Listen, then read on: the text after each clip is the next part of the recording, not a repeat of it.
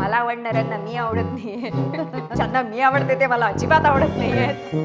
जोडीदार हवा असं का वाटत नाही? आमच्या काळातल्या मुली त्यांना ऍडजस्टमेंट म्हणजे काय कारण असतं तुम्हाला जोडीदार हवा असं का वाटत नाही? कधी कधी काही लोकांना मिळत नाही योग्य जोडीदार, ती वाईब मॅच नाही होत.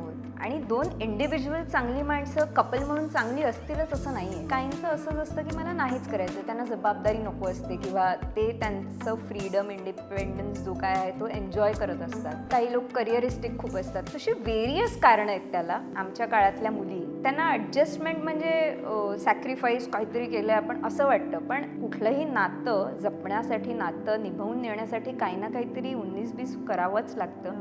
कधी इगो बाजू ठेवायला लागतो, कधी सेल्फ रिस्पेक्ट काही काळासाठी शिथिल करावा लागतो. तो असावाच, कायम असावाच, पण योग्य ठिकाणी योग्य जागी तो बोलून दाखवला गेला पाहिजे. काही लोकांना स्वातंत्र्य आणि स्वैराचारातला फरक नाही कळत, तर त्यांना असं वाटतं माझं जमतंय, मी माझं करते, मी खुश आहे, मला कोणाची गरज नाही. गरजेसाठी पार्टनर तसाही नसावाच, तो जीवनात आपल्या बरोबर कोणीतरी असावं, आपल्या हक्काचं म्हणून तो असावा. तो इंडिपेंडंट असलो तरी कोणीतरी एक असावं असं मला वाटतं. आणि माझं ते कारण आहे की मला ते गणित जुळत नाहीये. मला आवडणाऱ्यांना मी आवडत नाहीये.